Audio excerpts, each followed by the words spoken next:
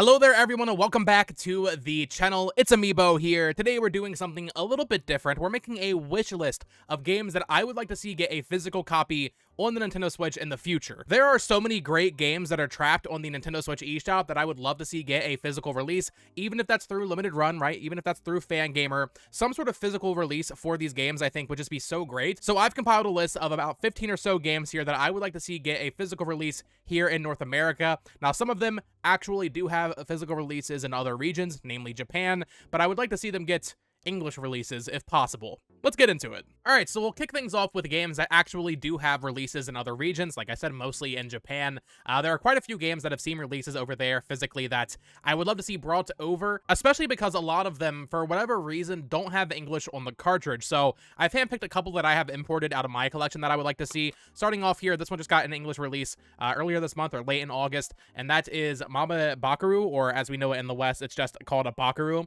This is the new IP from Goodfield, the developers of Yoshi's Woolly World and Crafted World and Kirby's Epic Yarn and Wario Land Shake It, as well as Princess Peach Showtime, of course. They released this back in November of 2023, and from what I've played of it, playing the Japanese version, it is a great game. I really enjoyed what I played of this. It has that flair that you would expect from a Nintendo game. Frankly, I'm surprised Nintendo didn't publish it for, I don't know why they didn't, to be honest. It really does feel like a first-party Nintendo game. Now, in Japan, Goodfield self-published this, but in America, Marvelous published it. So I don't know if there's chance or if there's like precedent for Marvelous going back and releasing a physical version of a game that's already released digitally.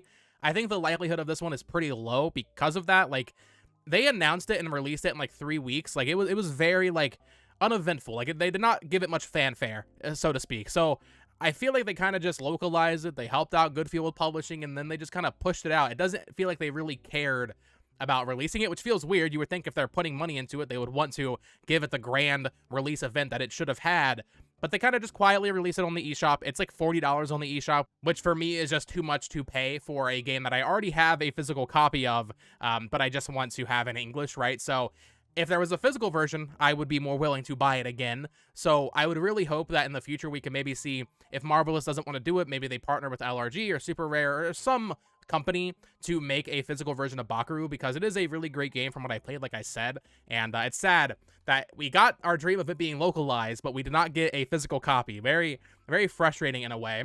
Here's another one that I'm not sure if this one has English on the cartridge. I bought this quite a while ago, but this is a remaster of a Capcom PS2 game. That's, once again, I would say the likelihood of this happening is very low unless Capcom starts partnering more with LRG or something, but that is Onimusha Warlords. I had never played Onimusha until this remaster came out on Switch back in, I want to say 2019, and I absolutely loved it. I've not gone back to play any more of the series because evidently this remaster didn't do too well for them, so they didn't continue releasing the remastered games, right? There's so many Onimusha games. I would love to see that happen, right? Like, I would love to see those continue to get remastered. I don't think it's very likely. It'd be great if we could get an English release, ESRB release of Onimusha Warlords, because it is such a great game. If you have not played it, if you like Resident Evil, like the old school kind of tank control Resident Evil games, but you want more of like a Japanese kind of samurai setting, I really cannot recommend Onimusha enough. It is a fantastic game. Here's one I've talked about quite a bit in the recent weeks and months on this channel, and that is Famicom Detective Club. So this is The Missing Heir as well as The Girl Who Stands Behind. It's a compilation of 2 remakes of the original Famicom Detective Club games from the original Famicom disk system, and it only got a physical release in Japan. What's especially frustrating is, despite these games being localized, like you can buy them digitally on the US eShop, on the European eShops, right? For some reason, this cartridge doesn't have English on it. It's so annoying. It's one of the only Nintendo games that doesn't have English on the cartridge, even if you import it. Like, a lot of these games, like Princess Peach Showtime, for example, if you import that from Japan, it has English on the cartridge because it exists. Like, they translated the game. But for some reason, this game, I guess because it's so much text, I don't know. This cartridge, unfortunately, does not have English on it. And now that we have Emio the Smiling Man, which did get an ESRB release, it does have an English copy. I would love if they went back and re-released Famicom Detective Club, the original 2 remakes, in English on the Switch in America. I would say this is extremely unlikely. However, there is a bit of a precedent for Nintendo going back and releasing a physical copy of a game that did not have a physical copy to begin with. We actually saw it just back in 2022 with the original Bayonetta game, where that game back in 2018 was sold with Bayonetta 2 as a download code, I believe. And then in Japan, there was a physical copy, but in North America, there wasn't until 2022, like a month before Bayonetta 3 came out. They just decided, you know what, let's go ahead and release Bayonetta 1 by itself for collectors, I guess, and to kind of give this game more shelf life, right? Like give it more of a store awareness, so people going into stores will see more Bayonetta. I think that was like kind of the strategy there. So there is a precedent for Nintendo going back and releasing a physical version of a game that released digitally years prior. So I would say this one, like, it's not likely by any stretch of the imagination, but I don't think it's impossible. Out of everything we've talked about so far, I would say this is actually probably the likeliest one, which still doesn't mean much. Like, it's still probably not going to happen, but there is a hope that this does happen eventually. And as someone who recently fell in love with the Famicom Detective Club series, it would just be so great to see the series get a little bit more love in the West. And then for the final game that has a physical release in Japan, but not in North America yet, I do not own this one. I don't own a Japanese copy of this. And frankly, I considered even talking about it because this one's like a slam dunk. Like, this one's going to happen now that Atlus and Sega are working so closely with limited run games. But Persona 4 Arena, that's going to happen. There is a physical copy of that game. It released digitally on the eShop in America, so it is localized. Limited Run's going to release that at some point. I don't know when. I don't know when that would happen. But considering they did Persona 3 Portable as well as Persona 4 Golden, I would just be shocked if they don't go and do the fighting game. And then there's also that Persona 3 like mobile game that came over or something along those lines. Like maybe that could get a physical release. And I guess on the topic of Sega, this is a newer game and it's not actually released yet, but Yakuza Kiwami, that's totally getting a limited run release, which is going to be cool. If they release all of them individually, you'll be able to have every Yakuza game in its own box on Switch, which would be kind of nice. I know some people like collections, and that certainly makes it more expensive, right? Because that would be probably $35 a piece versus one collection, which would have been like $60. But I always like having like standalone copies of games if possible. So if Limited Run ends up doing every single Yakuza game on Switch individually, that would very much please my collector brain of having them all lined up on a shelf, so that's one I really hope we see as well. But let's start talking about the games that have no physical releases whatsoever. Now, a lot of this list is actually Square Enix. We will get to that in just a little bit. But starting off, there's an indie game that I fell in love with back in, I want to say, late 2022, maybe early 2023, and that is Vampire Survivors. Developed by Poncle, this game took over my life and still haunts me in my sleep, we'll say.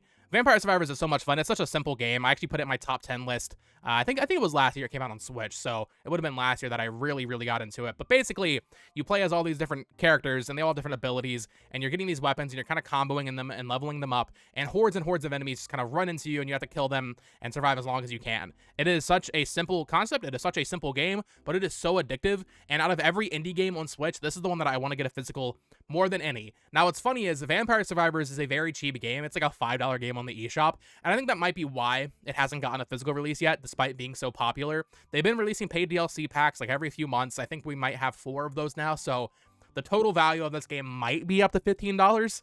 I think they're waiting to have a ton of DLC. I feel like that's what's happening with this game, especially because if you look, Vampire Survivors is actually already partnered with Fangamer. So Fangamer almost certainly will get this game a physical release eventually. I just think they're waiting for something, and I think that thing is probably just it having more content to put on the cartridge on day one. So I think it's a matter of when, not if, that we get a physical copy of Vampire Survivors, and I will be there day one because a little physical Vampire Survivors with some physical goodies, I need that in my life. So that's a game that I think definitely will happen eventually, but what is another game that I really want to happen, but I'm pretty confident we will never see? It will never happen.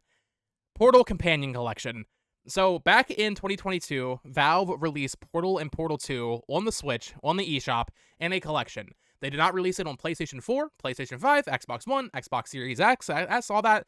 They only released it on Switch for some reason. I'm still baffled by that decision. As a Switch fan, it's cool. Like, okay, we got Portal. It would still be nice to release those on PlayStation and Xbox so they're more accessible for modern audiences, although I guess on Xbox it might be backwards compatible. Anyway, Portal Companion Collection, 2 of the best games ever made. I love Portal so much. I don't think Valve gives a damn. I really just don't think they care. If it was going to happen, it probably would have happened by now. I don't know who they would partner with. I don't think Valve's going to work with limited run or super rare games, right? Like, so if it were going to happen, it almost would have certainly happened just immediately. Like, Valve would have self-published it physically on Switch.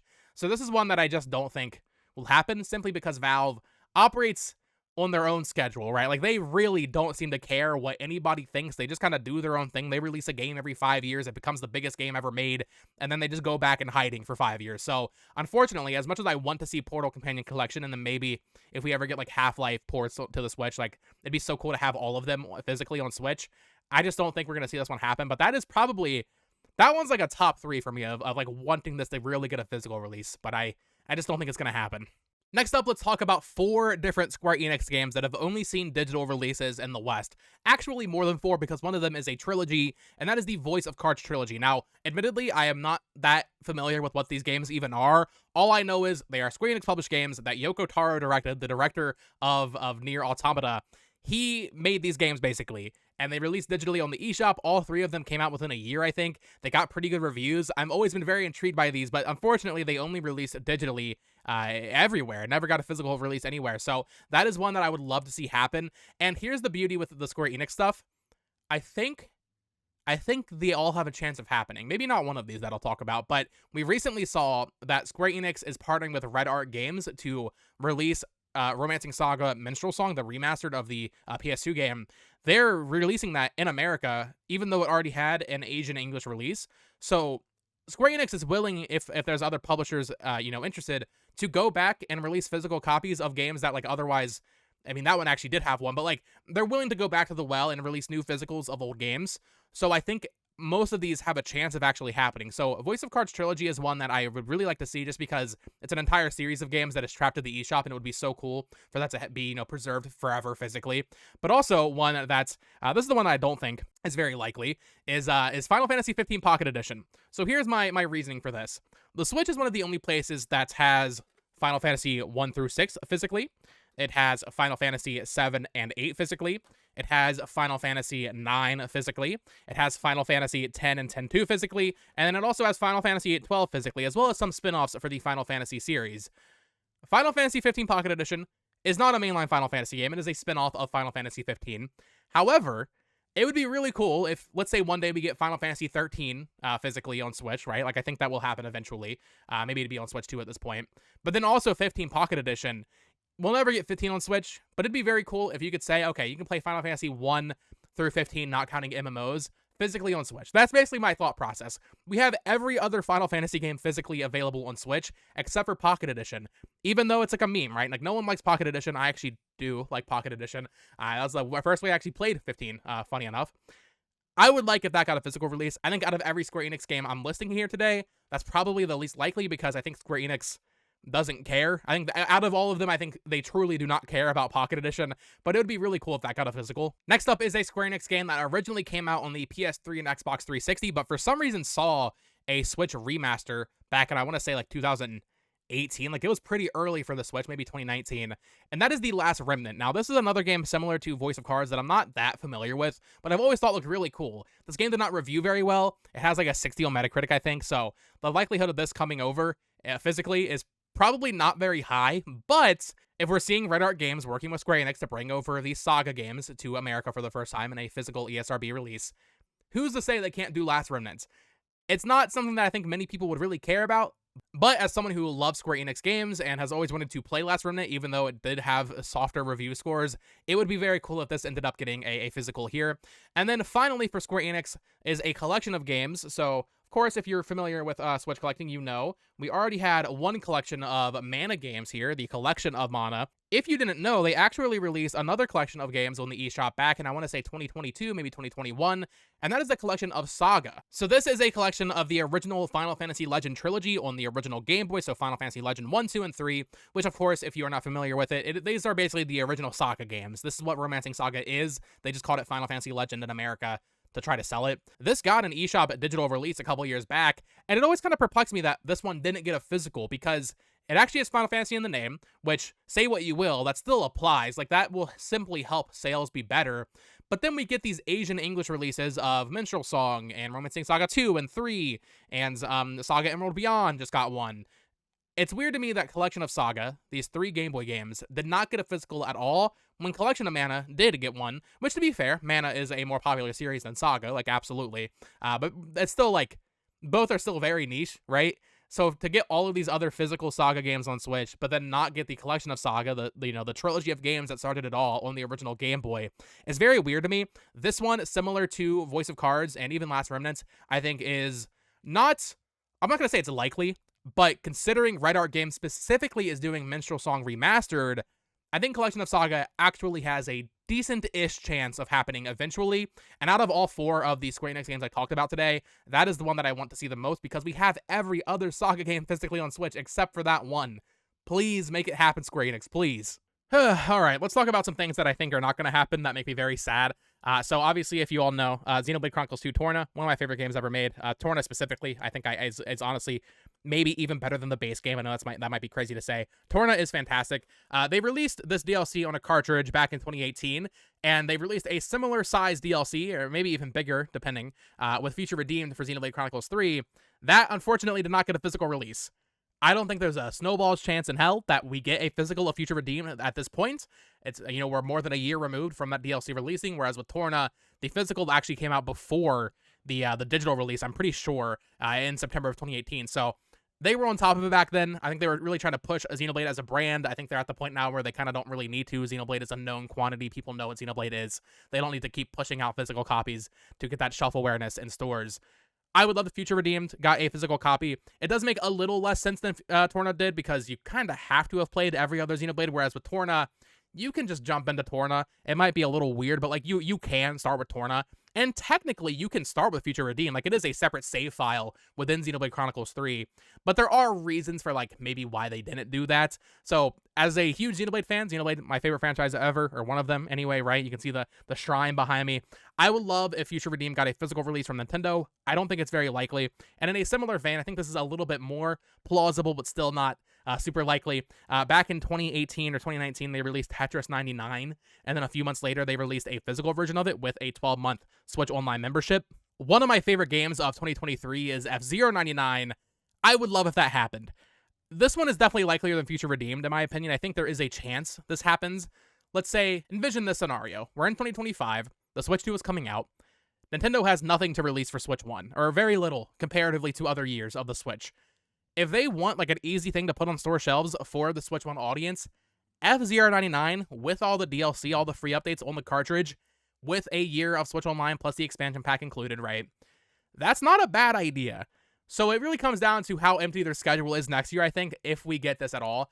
Tetris 99 is weird. I don't really know why they even did it, because it came out, I think the physical for Tetris came out in September of 2019, which means it came out surrounded by Daemon X Machina and Astral Chain and Fire Emblem Three Houses, as well as Dragon Quest Builders 2 and Marvel Ultimate Alliance and Link's Awakening and Dragon Quest 11.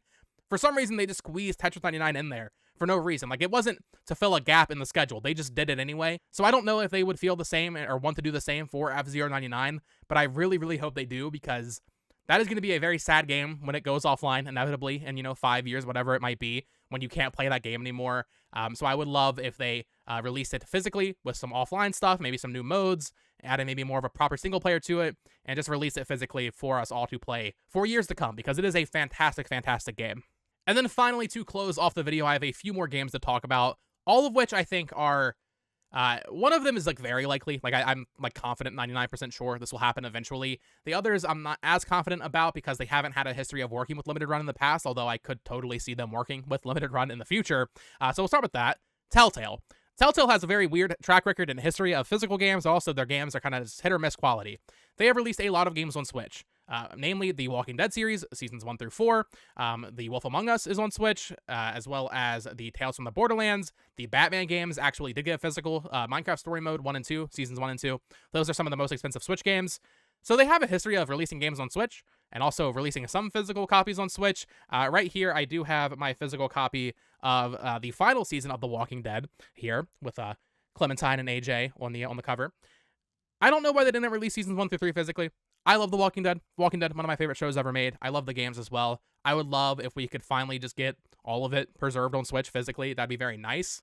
As well as Wolf Among Us, as well as Tales from the Borderlands. Like, these would all be great games to get physical copies, and if they were ever to partner with Limited Run, I think Limited Run would do it right. Like, they'll go through and do them all on their own individually, give them the proper physical releases they deserve, and that would be very, very cool. So that I would love to see.